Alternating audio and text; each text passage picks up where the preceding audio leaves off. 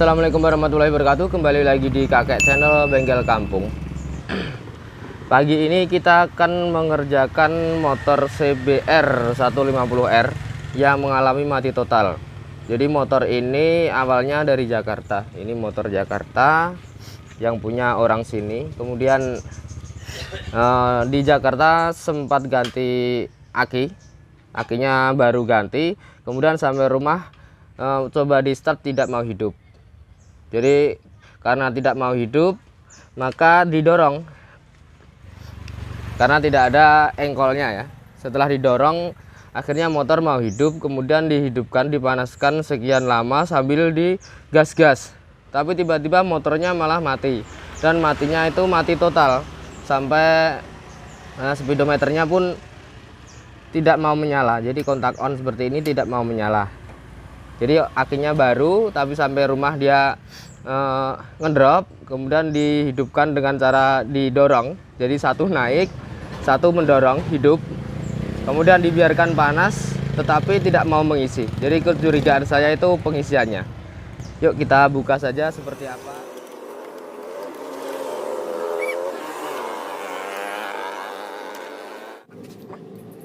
Oke teman-teman, kita tes dulu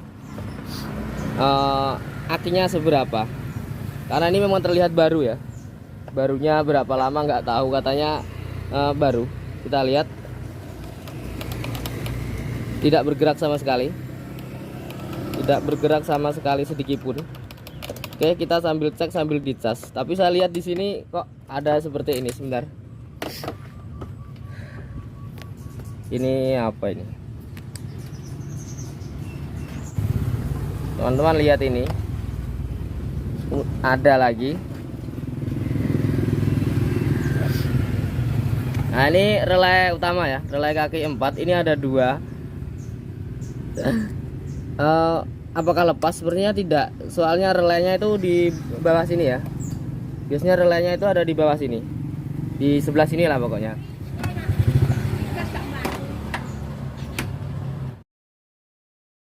Oke, jadi relaynya ini, jadi 2 ini pergantian relay itu ya. Nanti kita cek saja. Ini tadi akinya sedang saya cas, kemudian saya mencoba menggunakan aki saya sendiri. Karena akinya ini tidak full, maksudnya belum saya cas ya, sudah ada 10 hari nggak saya cas. Makanya untuk lampunya, sekring lampunya ini saya lepas yang sebelah sini ya, terlihat di sini HL. Nah ini untuk lampu saya lepas dulu, maksudnya saat kontak on biar lampu nggak nyala. Jadi akinya ini mampu untuk menghidupkan kelistrikan. Jadi saya pasang begini. Nah, ada percikannya agak banyak. Kontak off ya, kontak off. Kemudian saya kontak on. Nah di sini hidup, tapi saya buat start tidak mau. Saya matikan lagi. Kenapa? Karena tadi sudah saya coba sekali seperti itu. Di sini panas. Nah ini pun sudah mulai hangat ya. Tadi di sini keluar asap, entah asapnya dari mana, tapi sepertinya dari soket ini. Kemungkinannya kalau berasap dari daerah sini, itu kiproknya minta ganti, minta jajan kiprok.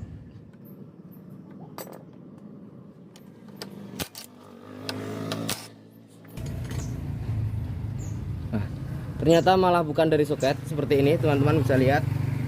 Nah, di sini dia terbakar ya. Ternyata saat kontak off dia masih mau nyetrum, mau konslet. Ini kontaknya padahal posisi off ya. Kontak posisi off. Tapi ini tadi lupa tidak saya lepas saat saya berbicara dengan teman-teman yang terakhir ini. Ini baru saya lepas. Takut konslet. Berarti fix masalahnya ini dari kiprok.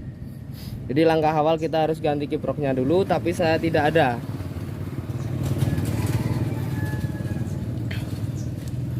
Seperti ini. Bau sekali. Ini ada yang terbakar. Nah ini terbakar ini. Ada lelehan-lelehan. Jadi ini penyebab akinya itu drop. Dan takutnya aki yang tadi, yang baru tadi, itu juga ikut shock lagi. Akinya benar-benar baru ya, belum ada 1 minggu. Saya ambilkan sebentar. Nah, ini akinya. Ternyata ada tulisannya, makanya saya tahu 19 Desember 2021. Sekarang tanggal 24. Baru 5 hari. Tapi ini nggak kuat. Coba saya lihat.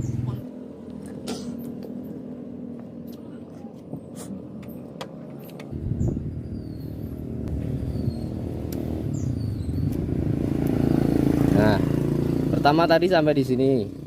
Kemudian dia turun. Sekali lagi saya lihat. Nah, turun. Kalau aki bagus, ini harusnya masih sampai di sini. Aki baru biasanya di sini. Kemudian kalau sudah lama mungkin agak turun sedikit, tetapi dia bertahan. Jadi cuma sekitar kita 2 atau 3 detik kita hidupkan begini. Dia harus masih bertahan. Turunannya pelan-pelan, tapi ini langsung turun. Sudah segitu sekarang. Oke.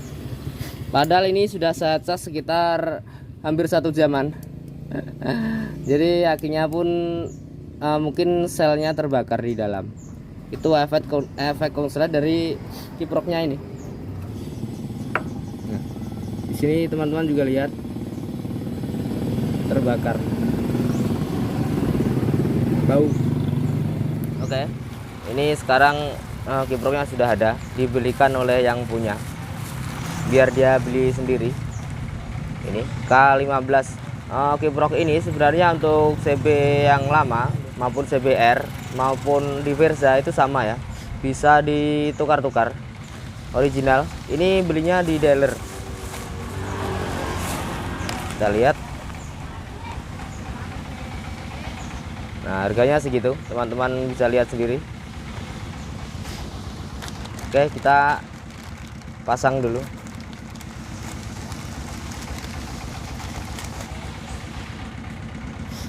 Oke, seperti ini. Ini yang lama. Oke, sama persis.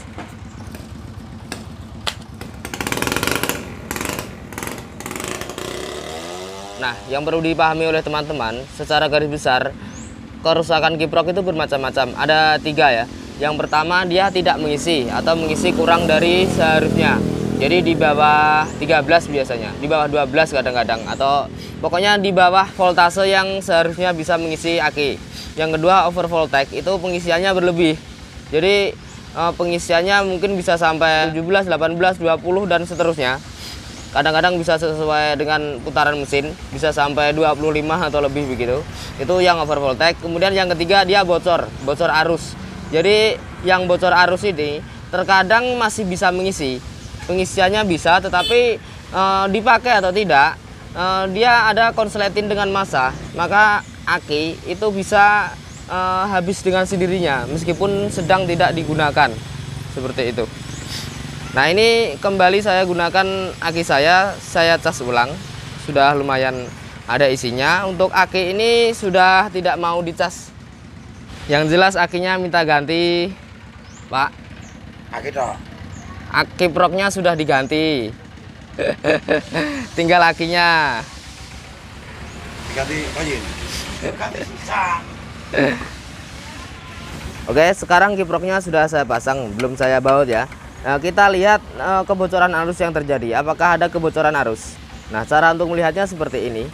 Kita pasang aki, boleh aki bawaannya atau aki seperti ini. Kita bisa mencobanya.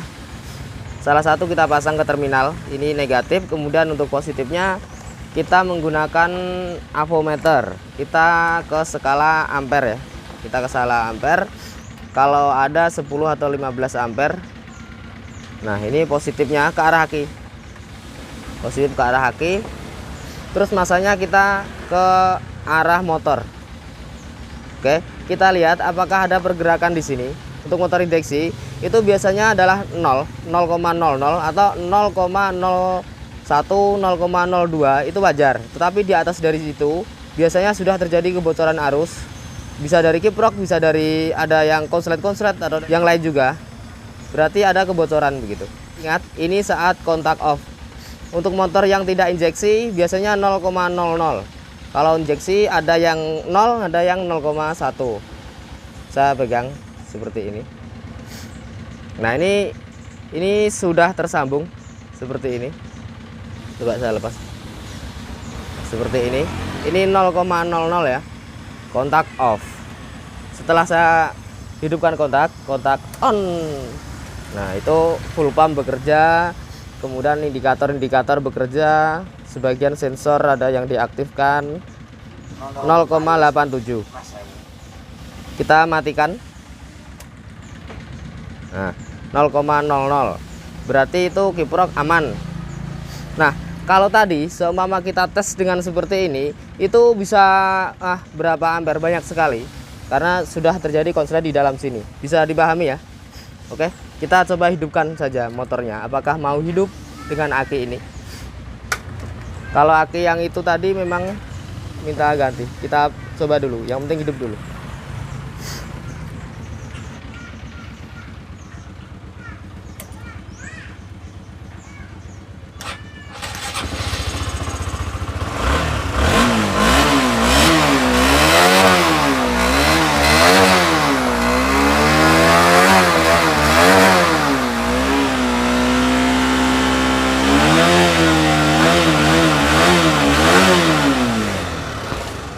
Oke teman-teman, ini untuk motornya sebenarnya sudah selesai, cuma untuk bodinya belum saya pasangin. Nah, untuk akinya ini saya kasih yang baru lagi. Nah, itu yang bekas yang lama, itu yang sebelahnya itu bungkus yang ini YTZ 6 ya.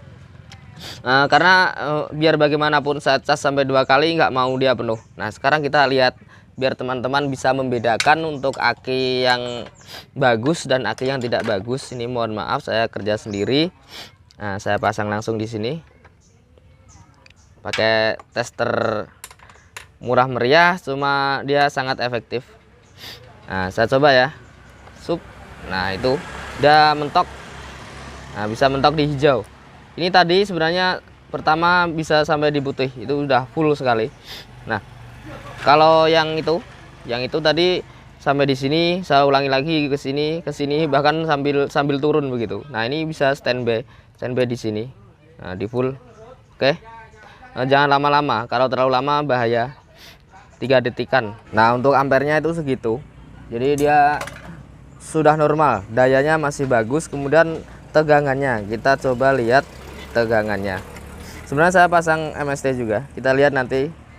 Biasanya itu ada sedikit perbedaan antara pakai AVO dengan pakai MST, itu ada sedikit perbedaan.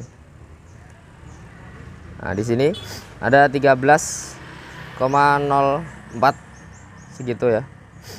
Nah, saya hidupkan motor kontak on karena ini nggak nyambung. Oke.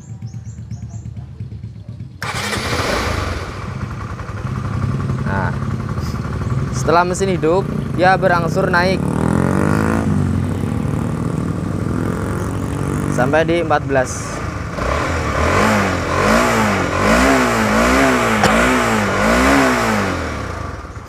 Artinya kiprok ini mengisi. Oke ya, artinya kiprok ini mengisi. Nah, di sini kita bisa lihat. Nah, untuk sistemnya tidak ada keluhan, tidak bermasalah. Saya fokus dari tegangan akinya saja. Nah, di sini 14,5 ya, 14,7 begitu. Nah, di sini cuma 14,23 24.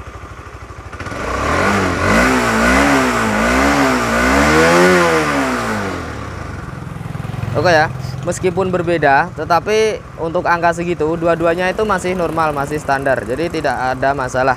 Awalnya saya ragu bahwa ada masalah untuk lampunya. Untuk lampunya saya matikan dulu. Awalnya saya curiga kalau lampunya ini terlalu besar karena ini sudah diganti, bukan ori, punya LED. Tapi setelah saya periksa untuk lampunya ini cuma 12 watt. Jadi jarak dekat 12 watt, jarak jauhnya 12 watt kali 2 berarti 24. Kalau jarak jauh kedua-duanya berarti 48. Berarti tidak terlalu memakan daya aki, masih normal-normal saja. Jadi memang untuk kiprok seperti ini kadang-kadang begitu. Kiproknya ini panas, mudah sekali panas. 3 fasa soalnya. Rata-rata kalau 3 fasa ini gampang panas. Dan untuk motor ini tidak dilengkapi dengan kapasitor bank. Jadi belum ada kapasitor banknya, jadi saya tidak coba untuk melepas akinya untuk ngetes soalnya kalau dilepas dia berbet begitu. Kalau untuk CB old, kemudian untuk CB 125R itu ada kapasitor banknya. Jadi kalau teman-teman yang suka meledek-ledek saya dari video saya yang efek pemakaian elko, itu video yang paling populer di channel saya, itu katanya kalau bagus pakai elko kenapa motor-motor nggak pakai begitu. Padahal banyak sekali motor yang pakai, termasuk motor-motor injeksi yang mungkin teman-teman pakai di rumah, itu yang di kiprok, asal kiprok ada gelembungnya, nah di dalam itulah kapasitornya. Oke ya. Nah, dari kasus ini saya bisa tarik kesimpulan, sebenarnya pada tanggal 19 itu saat aki yang itu dipasang, berarti aki sebelumnya lemah ya. Nah, lemahnya itu sebenarnya karena kiprok sudah mengalami bocor arus, tapi tindakan yang diambil hanya sebatas ganti aki baru saja. Padahal aki itu adalah korban, sedang masalah utamanya tidak diperhatikan. Dan semakin dipakai, kerusakan kiprok itu akan semakin parah, kebocoran arus semakin besar sampai pada level konsleting. Maka aki yang baru pun ikut rusak lagi, jadi korban lagi. Nah, kondisi ini sebenarnya mirip seperti menghubungkan terminal negatif aki dengan terminal positif. Maka sel aki jadi terbakar dan tidak lagi mampu untuk menyimpan arus saat dicas. Nah, sedangkan untuk kerusakan kiprok sendiri itu bisa diakibatkan oleh beban yang berlebihan atau mungkin karena ada jalur yang konslet. Tapi untuk di motor ini alhamdulillah tidak ada yang seperti itu. Kerusakannya mungkin saja pada komponen yang ada di dalamnya situ, karena mengingat kinerja kiprok itu cukup berat, 3 fasa, sering panas, jadi wajar kalau komponennya itu rusak. Oke ya. Nah, jadi cuma segitu saja, mudah-mudahan bermanfaat. Assalamualaikum warahmatullahi wabarakatuh. Salam kuku ireng.